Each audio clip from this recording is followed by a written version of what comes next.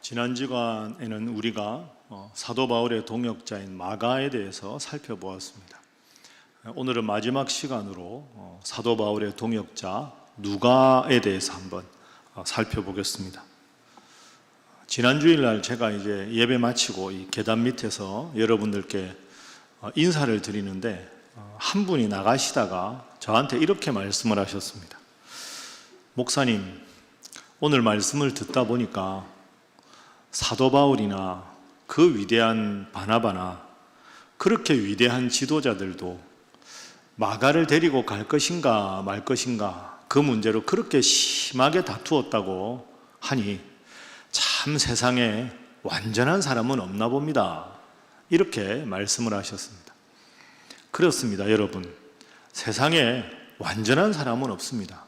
모두가 다 죄인입니다. 그 위대한 사도 바울도 완전하지 않습니다. 그래서 모든 사람은 완전하지도 않고 설령 여러분 누군가가 완전한 사람이 있다고 가정을 해보십시오. 그 완전한 사람을 바라보는 내가 완전하지 않으면 그 사람의 완전함을 인정하지 않습니다. 예를 들어 볼까요? 가장 완전한 분이 예수님 아닙니까? 예수님은 완전한 분입니다. 그런데 완전하신 예수님 곁에 있던 제자들이 완전하지 않았습니다. 그러니 어떤 결과가 생겼습니까? 예수님 십자가에 달려 돌아가실 때 제자들이 전부 다 도망갔습니다. 예수님 제자들이 십자가에 달려 돌아가시는 예수님을 다 외면하고 도망간 게 예수님 잘못이 아니지요. 예수님은 완전하신 분인데 완전하지 않은 제자들은 죄인이라 도망을 간 겁니다. 제자들 도망간 게 예수님 잘못이 아니지요. 제자들의 수준 문제입니다. 누가 예수님을 십자가에 못 박게 만들었습니까? 당시의 서기관이나 바리새인이나 제사장 같은 그런 종교 지도자들입니다. 완전하신 예수님을 죽이겠다고 욕심에 사로잡히니까 불완전한 사람에 의해서 완전한 예수님이 십자가에 돌아가신 겁니다. 그러니 사도 바울도 바나바도 완전하지 않습니다. 완전한 분이 와도 불완전한 사람들 때문에 완전한 분은 인정받지를 못합니다. 이게 우리 모두의 죄입니다. 불완전함이지요. 그래서 오늘 우리가 마지막 시간에 누가에 대해서 살펴보기 전에 여러분이 먼저 기억할 아주 중요한 것이 하나 있습니다. 그것은 바로 이것이죠. 한번 저를 따라해 보시죠. 그 어떤 헌신자도 그 어떤 사역자도 완전하지는 않다. 이걸 우리가 마음에 받아들여야 합니다. 그 어떤 훌륭한 인물도 완전한 사람은 없습니다. 말씀드렸죠. 예수님이 완전해도 바라보는 제자들과 주위에 있던 지도자들이 완전하지 않으면 그 사람에 대해서 욕을 합니다. 얼마나 예수님에 대해서 미웠으면 십자가 예수님을 못 박기까지 했겠습니까? 지난주에 말씀드린 거 다시 한번 기억해 보지요. 자, 사도 바울과 바나바가 1차 전도 여행을 떠납니다. 여행이라고 되어 있지만 유람하는 여행이 아니죠. 소아시아 각 도시를 돌면서 전도하고 모인 사람들 예배당, 교회 개척하고 또 다른 도시에 가서 전도하고 교회를 개척하고 참 힘들고 어려운 일입니다. 바울과 바나바가 1차 전도 여행을 갈 때 그 마가를 데리고 갔습니다. 조카지요. 바나바의 조카 마가를 데리고 가서 함께 했는데 우리가 살펴본 대로 이 마가가 중간에 너무 힘들다고 해서 포기하고 예루살렘으로 혼자 돌아가 버립니다. 자, 이제 개척했던 교회가 얼마나 건강하게 서 있는가. 2차 전도 여행을 바울과 바나바가 다시 떠나게 됩니다. 여기서 문제가 생기는 걸 우리가 확인했습니다. 바나바는 마가를 데리고 가자고 하고 바울은 마가를 데리고 갈 수가 없다. 이렇게 말합니다. 좀 더 자세하게 한번 살펴볼까요? 여러분, 바나바가 어떤 입장일까요? 바나바는 기본적으로 이런 입장입니다. 초대교회는 일꾼이 많이 필요하다. 그런데 일꾼이 별로 없으니 젊은 사람들 잘 다독여서 일꾼을 만들어야 될 거 아니냐.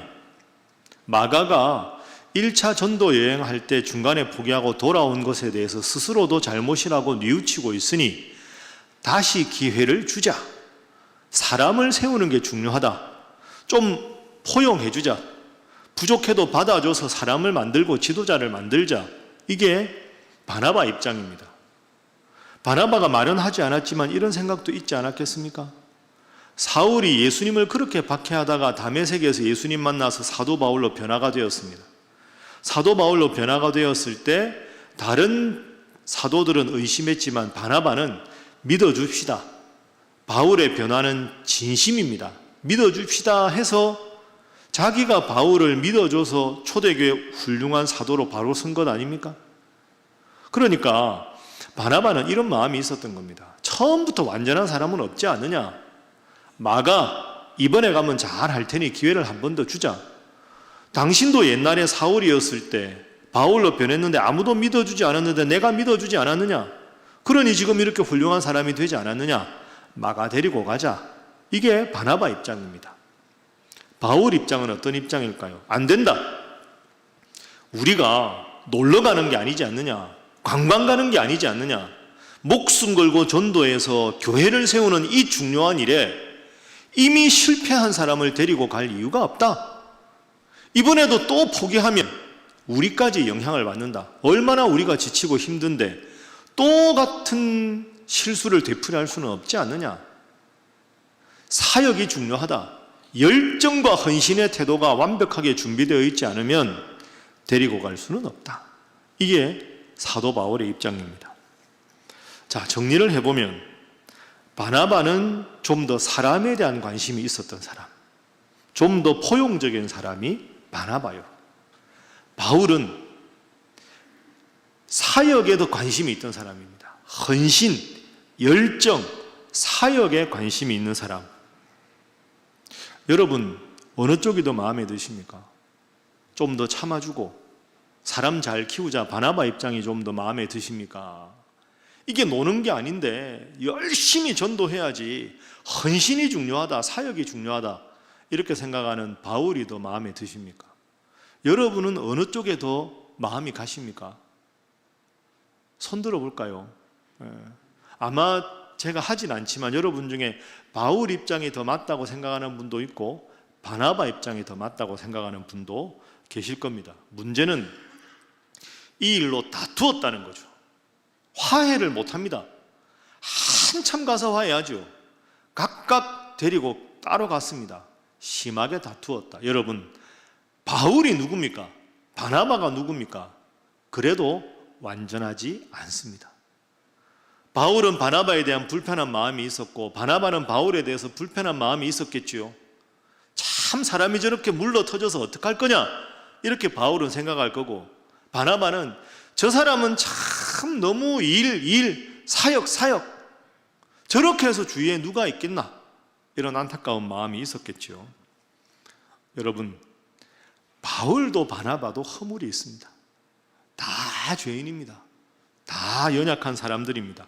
모든 사람이 보기에 완벽한 사람은 없습니다. 거듭 말씀드리지만 완벽한 예수님도 불완전한 죄인의 눈에 보기에는 완전하지 않았습니다. 그렇기 때문에 우리가 다 허물이 있는데 과거에 저렇게 말해서 저 사람은 밉고 과거에 저렇게 나한테 행동했기 때문에 저 사람은 내 마음에 안 들고, 그러면 결국 주위에 아무도 남지 않게 됩니다. 여러분 주위에 가만히 보십시오. 연세가 좀 드신 분 중에서 그래도 힘이 있고 지위가 있고 돈이 있을 때는 주위에 많은 사람들이 있었는데 이제는 그것들이 다 사라지고 나서 보니 주위에 사람이 없다, 이런 느낌 드십니까? 죄송하지만 그건 남의 문제가 아닙니다. 자기 스스로의 문제입니다. 모든 사람은 다 죄인입니다. 사도 바울도 아브라함도 다윗도 솔로몬도 야고보도 바나바도 전부 다 죄인입니다. 허물 많은 죄인일 뿐입니다. 그래서 여러분 꼭 기억하십시오. 저 사람이 어떻게 나한테 그럴 수 있어? 왜 그래? 왜 그랬을까? 왜 저러는지 모르겠어. 다른 사람에 대해서 실망할 때 왜를 묻지 마십시오. 그 사람 마음은 여러분이 왜를 묻는다고 해서 알 수 있는 게 아닙니다. 그렇죠? 왜 저럴까? 그 사람이 아닌데 여러분이 어떻게 알겠습니까? 왜를 묻지 마세요. 왜를 물으면 물을수록 여러분만 힘들어집니다. 그죠? 그럴 수도 있지. 이게 좋습니다. 그럴 수도 있네. 그럴 수도 있지. 사람이 다 약하지 하고 있는 모습을 그대로 받아들이는 게 필요합니다. 그리고 여러분 주위에 있는 분이 하나님을 믿는 사람들도 많지요. 하나님 믿는 사람도 다 연약합니다. 그래도 저분을 세우신 이유가 있겠지. 저분을 내 곁에서 두게 한 이유가 있겠지. 그렇게 하나님의 뜻을 바라보고 그 허물 많은 그분을 그대로 인정해 주십시오. 힘들면 그럴 수도 있지 생각하고 그저 있는 모습 그대로 받아야 관계가 지속됩니다. 사람에게 너무 기대지 마십시오. 사람에게 너무 기대하지 마십시오. 그 어떤 사역자도 그 어떤 헌신자도 완전한 사람은 없습니다. 그래서 제가 여러분들에게 한번 일러드렸는데요. 성 어거스틴, 아우구스티누스라고 발음하는데 아주 위대한 말을 했죠. 화면 한번 보시죠. 여러분 이런 거 외우십시오. 본질적인 것에는 뭡니까? 일치를. 예수님 잘 믿는 거, 주일이면 교회 가는 것, 이게 본질적인 거 아닙니까? 본질적인 것은 일치를 해야 합니다. 비본질적인 것, 이렇게도 생각할 수 있고 저렇게도 생각할 수 있고 틀린 게 아니라 다른 것, 비본질적인 것에는 그럴 수도 있네 하고 자유를 허용하십시오. 그리고 본질적인 것이든 비본질적인 것든 모든 것에는 사랑의 안목을 가지고 바라보십시오. 그래야 우리가 하나님 앞에서 바르게 살아갈 수 있습니다. 다 외우셨죠? 자, 다 외우셨죠? 본질적인 것에는 일치를, 비본질적인 것에는 자유를, 그럴 수도 있지. 그리고 모든 것에서는 사랑을. 이렇게 해야 우리가 신앙생활을 하면서도 인간관계 하면서 마음 다치지 않고 믿음 생활 잘 할 수 있습니다. 자, 우리 옆에 분들과 인사 한번 하겠습니다. 우리 모두는 다 연약한 죄인입니다. 한 번 더 할까요? 감싸주고 인정하고 사랑하시기 바랍니다 하겠습니다. 자, 그런 의미에서 다시 한번 하겠습니다. 주님 안에서 사랑합니다. 그렇습니다. 첫 번째는 누구도 완전하지 않다. 누구도 완전하지 않다. 두 번째는 오늘 본문의 누가입니다. 왜 누가인가? 어떤 사람인가? 한결같이 사도 바울을 도왔던 사람이 누가입니다. 한결같이라는 말이 중요합니다. 여러분, 사도 바울 같은 사람은 기질적으로 주위에 사람이 많지 않습니다. 여러분도 그렇죠? 헌신, 열정, 이렇게 뜨겁게 나가는 사람은 그 헌신과 열정을 따라가는 사람은 따라가는데 중간에 포기한 사람은 뒤에 처지거든요. 그러니까 바울은 정말 멋진 사역자긴 하지만 많은 사람들이 곁에 있기는 좀 힘이 듭니다. 그런데 바울 말씀드렸잖아요. 순교당하기 전에 지금 지하 감옥에 갇혀 있습니다. 감옥에 갇혀 있다가 불리어 나가면 죽게 되는 거죠. 그러니 지금 사도 바울이 얼마나 쓸쓸하겠습니까? 인생 말년에 내가 언제 죽을지 모른다. 그런 마음으로 지금까지 자기 옆에 있었던 인물들을 하나하나 또 올려가고 있습니다. 죽음을 앞두고 그 볕도 들어오지 않은 지하 감옥에 있다 보니 사도 바울이 얼마나 외롭고 쓸쓸하고 또 몸은 이제 기운이 다 빠졌으니 얼마나 힘들고 허약했겠습니까? 여러분, 이런 표현 아시죠? 겨울에 어르신들이 많이 하시던 옛날 표현인데 바늘 구멍으로 황소바람 들어온다. 들어보셨죠? 예, 지금 아파트 말고 옛날에 살던 집 이렇게 벽 이런 게 다 뭐 문지방 옆에 창호지 붙여놓고 이러면 겨울에 그 문 앞에 아무리 방문을 닫고 있어도 그 작은 틈으로 겨울 찬바람이 들어오면 작은 구멍인데 얼마나 추운지 모릅니다. 어릴 적에 저도 생각해 보면 형제들끼리 자다가 문 앞에 자는데 추운 날은 문을 꼭꼭 닫아도 그 틈으로 들어오는 바람이 얼마나 찬바람인지. 그래서 바늘 구멍으로 황소바람 들어온다, 이런 표현이 있지요. 사도 바울이 지금 딱 그런 모습 아니겠습니까? 나이는 들었고 그동안 고생을 많이 해서 몸도 많이 지쳤습니다. 그리고 지금 볕도 들어오지 않는 지하 감옥에 갇혀서 언제 죽을지 모르는 그런 쓸쓸한 운명을 맞이합니다. 그 음산하고 추운 느낌은 방금 제가 말씀드린 그 표현대로 황소바람처럼 느껴졌겠지요. 바울이 참 많이 추웠나 봅니다. 오늘 본문 뒤에 13절 화면으로 한번 보십시오. 디모데 영적인 아들에게 이렇게 말하지요. 디모데야, 너 나한테 올 때 드로아 가보라는 사람의 집에 내가 겉옷을 두고 왔다. 겉옷을 가지고 오라. 저게 뭘까요? 춥다는 거죠. 너무 춥다. 제발 올 때 내 겉옷 좀 가지고 와라. 그만큼 추웠다. 외로움의 겨울입니다. 여러분, 바울 같은 위대한 사람이라고 외로움이 없었을까요? 쓸쓸함이 없었을까요? 아닙니다. 더 깊이 느낄 겁니다. 열심히 사역을 하다가 어느 날 딱 자기 혼자라는 느낌이 들 때 더 외롭고 더 허전하고 더 쓸쓸하지 않겠습니까? 처음에 바울이 말씀을 전할 때는 사람들이 많았어요, 주위에. 자, 16절 한번 보십시오. 바울의 마음입니다. 내가 처음 변명할 때 나와 함께 한 자, 지금은 하나도 없다. 내가 처음 변명은 핑계다는 뜻이 아니고요, 예수님 이름을 변증한다, 전한다, 원어로 그런 뜻입니다. 내가 초기의 사도로 열심히 말씀을 전할 때 나와 함께 한 자가 많았는데 지금은 하나도 없고 다 나를 버렸다. 여러분, 저 16절을 말할 때 바울 마음이 얼마나 쓸쓸했을까요? 처음에는 내 주위에 그렇게 돕는 사람이 많았는데 지금은 한 사람도 없다.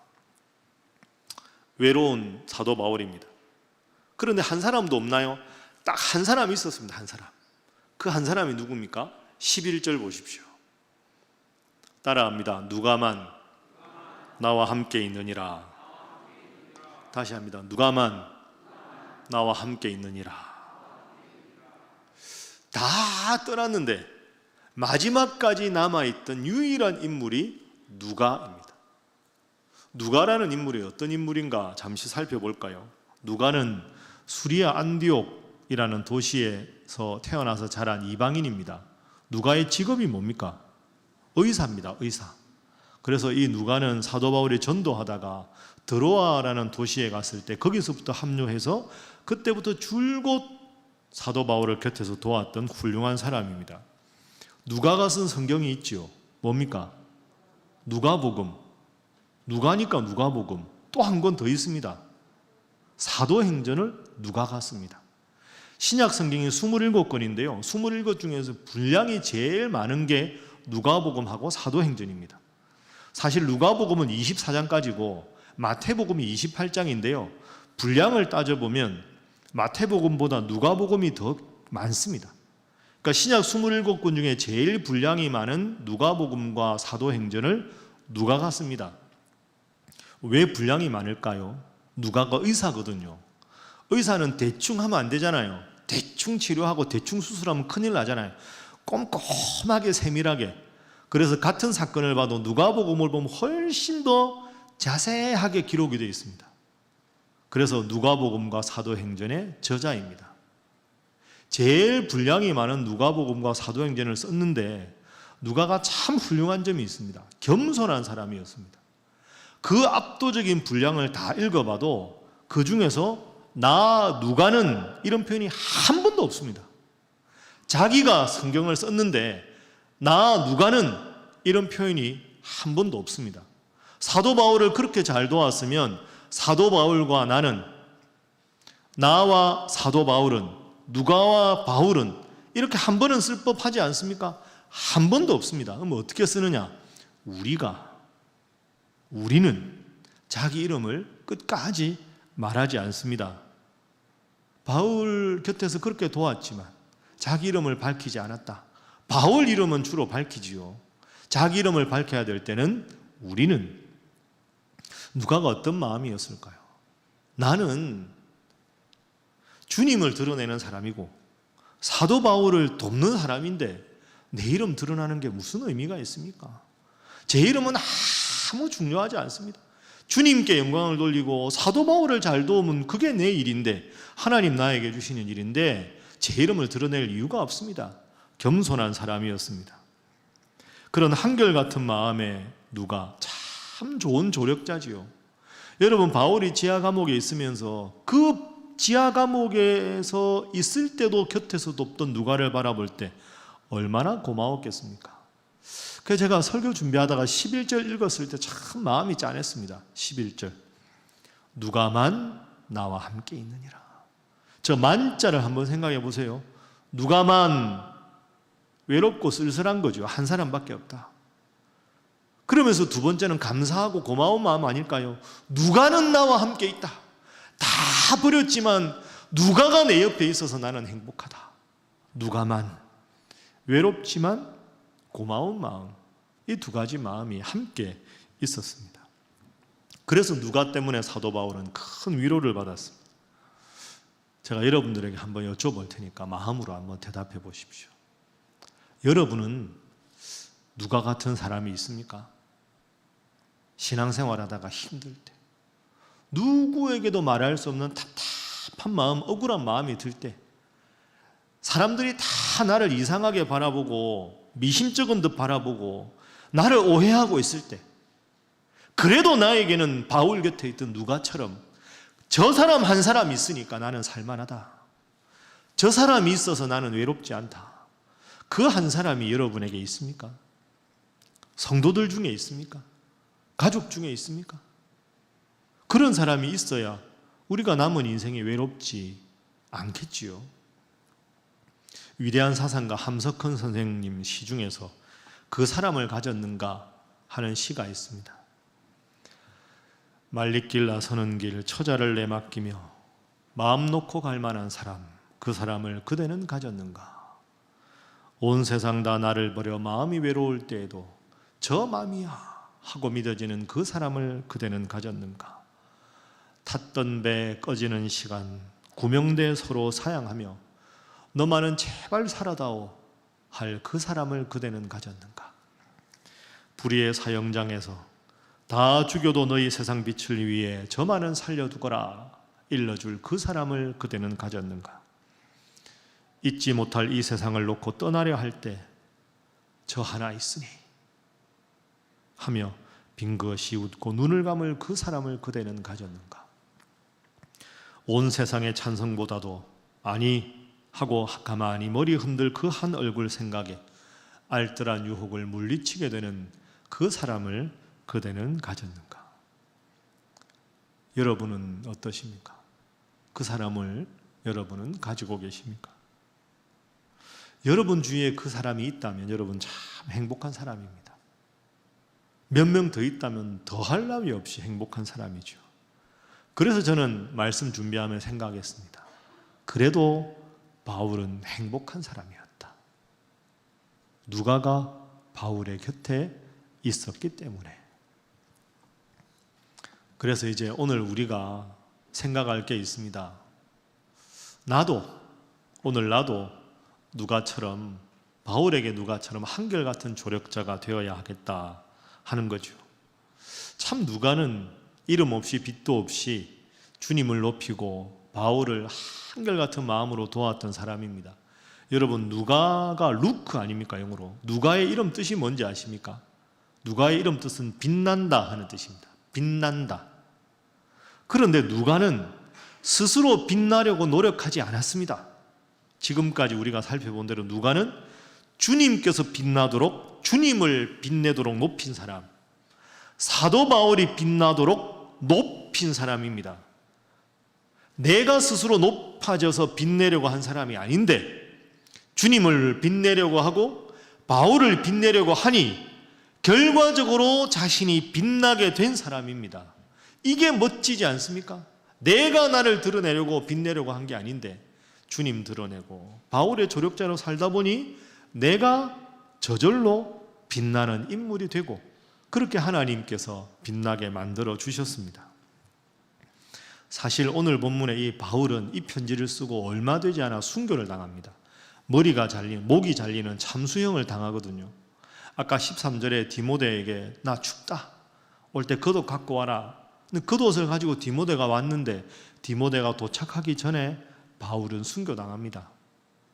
그 목이 잘려서 죽는 순교의 순간에도 끝까지 남았던 유일한 인물이 누가였습니다. 그래서 말씀드리지만 바울은 행복한 사람, 주님도 계셨지만 누가가 있었기 때문입니다. 여러분 곁에는 이런 누가 같은 사람이 있습니까?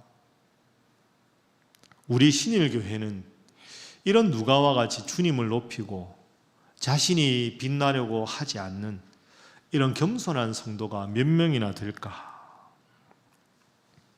참 누가 같은 성도가 많으면 주님께서 우리를 보고 얼마나 기뻐하실까?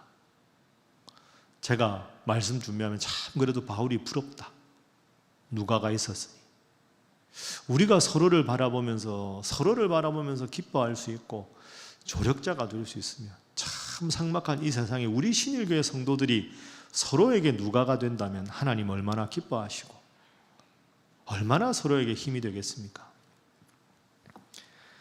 말씀을 정리하겠습니다. 오늘까지 제가 여러분들과 이 디모데후서 4장 본문으로 3번에 걸쳐서 나는 어디에 속해 있습니까? 라는 제목으로 말씀을 살펴보았습니다. 자, 전체적으로 한번 정리를 해볼까요? 첫 번째 주에 살펴본 데마는 주님을 잘 섬기고 바울을 잘 돕다가 세상이 좋아서 중간에 떠나버린 사람이지요. 중도 하차형입니다. 지난주에 살펴본 마가는 오늘도 살펴보았지만 처음에 실수가 있었습니다. 1차 전도여행 힘들다고 중간에 포기했지만 그 이후에는 열심히 잘했습니다. 바울 대신에 베드로의 설교를 통역해서 최초의 복음서 마가복음을 쓰고 너 올 때 마가를 데리고 오라. 마가가 섬기는 일을 잘한다고 바울에게 인정받던 개과천선했던 훌륭한 마가였습니다. 제일 훌륭한 인물은 오늘 바라본 누가입니다. 초지일관 한결같이 처음부터 끝까지 충성한 그런 사람이었습니다. 초지일관 이름 없이 빚도 없이 수고했던 헌신자 누가입니다. 우리 사랑하는 신일교회 성도 여러분, 이제는 우리가 주님을 위해서 서로를 위해서 누가 먼저라고 할 것도 없이 힘들고 어려운 분들 손 붙잡아주고 먼저 기도 제목 여쭙고 서로 환한 미소로 인사하고, 그래서 설령 이 예배당에 들어올 때는 마음이 무겁고 지치고 힘들고 외로웠지만 서로가 서로에게 따뜻한 미소로 은혜의 사랑으로 용서의 마음으로 누가가 되어 주어서 우리의 인생이 외롭지 않고 또 더욱더 하나님을 믿는 믿음 안에서 우리 교회가 잘 되고 성도들이 서로 사랑하는 귀한 여러분들 한 분 한 분 되어 주시기를 주님 이름으로 부탁합니다. 기도하겠습니다. 사랑의 하나님, 죄인인 저희를 불러 구원해 주시고 우리가 어떤 자세로 믿음 생활을 하며 또 어떤 헌신의 태도가 필요한가에 대해서 오늘 본문을 통해 가르쳐 주시니 감사합니다. 괴로웠던 사나이, 그러나 행복한 예수 그리스도라고 노래했던 윤동주 시인의 시처럼 세상에서 때로 괴로움을 당해도 주님 때문에 행복하다고 여기고 주님 바라보며 영적인 지도자와 함께 신앙생활하는 신일교회 성도들과 함께 누가처럼 초지일관 묵묵히 헌신하는 자들이 되게 하여 주시옵소서. 사랑의 주님, 저희의 헌신의 다짐을 지켜주시고 저희가 주님 앞에 평생 한결같이 헌신할 수 있도록 저희를 지키시고 인도하여 주옵소서. 예수님의 이름으로 기도하옵나이다. 아멘.